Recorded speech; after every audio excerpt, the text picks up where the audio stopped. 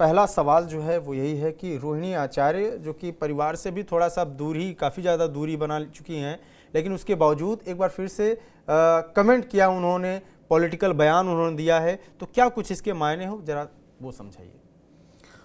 देखिए, दरअसल ये तो सच बात है ना कि रोहिणी आचार्य पॉलिटिकल मुद्दे पर बोलती रही हैं, चाहे वो उनकी पार्टी के भीतर का मसला हो चाहे बाहर का मसला हो।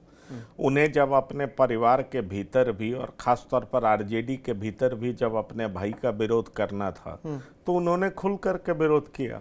जहाँ तक सवाल है कि रोहिणी आचार्य निशांत पर क्यों बोल रहे हैं, तो देखिए, निशांत कुमार का वेलकम कर रहे हैं और वेलकम इसलिए कर रहे हैं कि उन्हें उम्मीद है कि निशांत कुर्सी कुमार नहीं होंगे, अपने पिता की तरह नहीं होंगे। ये रोहिणी आचार्य के शब्द हैं। दरअसल एक बात आपको ध्यान में रखना होगा अंकित, कि कई बार लालू प्रसाद को इसलिए घेरा जाता था कि वो किस तरीके से राजनीति में परिवारवाद को बढ़ावा दे रहे हैं। सवाल यह है कि ये आरोप नीतीश कुमार भी तो लगाते ही थे ना, और नीतीश कुमार को लेकर के कहा जाता था कि उन पर कोई परिवारवाद का आरोप चस्पा नहीं कर सकता, उन पे कोई भ्रष्टाचार का आरोप चस्पा नहीं कर सकता। तो ठीक है, भ्रष्टाचार के अभी कोई मुकदमे उन पर दर्ज नहीं है, लेकिन अब परिवारवाद तो है ना भाई। अचानक आप अपने बेटे को ला करके वहां बिठा देते हैं जहां ना तो कभी जॉर्ज फर्नांडिस ने ऐसा किया, ना कभी शरद यादव ने ऐसा किया, ना ही कोई और नेता ऐसा कर पाया। भाई, एक के बाद दूसरा, दूसरे के बाद तीसरे नेता आते रहे ना कर्पूरी ठाकुर ऐसा कर पाए। तो जो आप कर्पूरी जी की बातों पर चलने का हवाला देते हैं, तो भाई लोग तो आपसे सवाल पूछेंगे कि आपने कैसे अपने बेटे को पार्टी का सिरमौर बना दिया। ये तो सवाल उठेगा। ये जो एक बड़ा ट्रम्प कार्ड माना जाता था नीतीश कुमार को लेकर के, वही नीतीश कुमार अब अपने बेटे को आगे बढ़ा रहे हैं, तो निश्चित तौर पर लोग सवाल तो करेंगे। अब एक काउंटर लॉजिक दिया जा सकता है कि भाई ये उनकी पार्टी के लोग चाहते थे। भाई, मैं जानता हूं कि कर्पूरी जी के सुपुत्र को भी लोग टिकट देना चाहते थे, उनके पुत्र उनके पार्टी के बड़े बड़े नेता देना चाहते थे। तो कर्पूरी ठाकुर ने उन नेताओं को जवाब दिया था कि हम जिस चीज को लेकर के इंदिरा गांधी को घेरते हैं, गांधी परिवार को घेरते हैं, तो भाई वही काम अगर हम करेंगे तो हम कैसे उन लोगों को घेरेंगे। और उन्होंने अपने जीते जी अपने बेटे को टिकट देने नहीं दिया।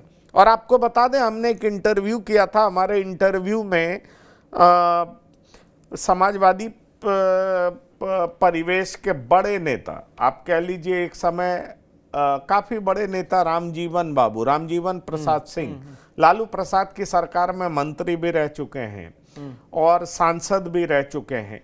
तो सवाल यह उन्होंने कहा था कि भाई कैसे वो चाहते थे कि कर्पूरी ठाकुर जी के सुपुत्र को टिकट दिया जाए, लेकिन कर्पूरी जी को जब पता लगा तो उन्होंने फाइल फेंक दिया, अपनी नाराजगी जाहिर की, और नाराजगी जाहिर करते हुए उन्होंने बहुत कुछ कहा। तो दरअसल नीतीश कुमार जब तक निशांत पार्टी में नहीं आए थे तो एक बड़ा धड़ा कहता था ना कि जब तक नीतीश रिटायर नहीं होंगे तब तक निशांत की एंट्री नहीं होगी। एक लॉट तो कहता ही था।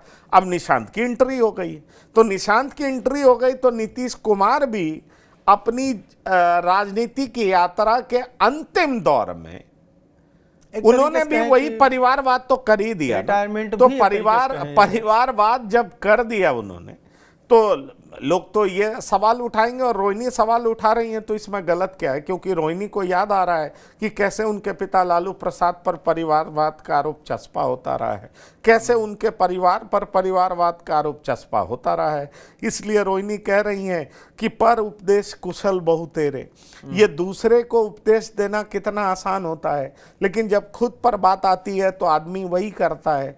तो वो कह रही हैं कि नीतीश चाचा, आज तक आपने सब कुछ किया जिससे कि आप कुर्सी से चिपके रहिए, लेकिन फाइनली आपने भी वही किया। तो आज तक आप हमारे पूज्य पिताश्री को भला बुरा कह रहे थे परिवारवाद के मसले पर, वो सिर्फ खोखली बातें थी। उन्होंने ये भी कहा कि दरअसल आपके राजनीतिक फैसले और आपके विचार में भयानक विरोधाभास दिखाई पड़ा है।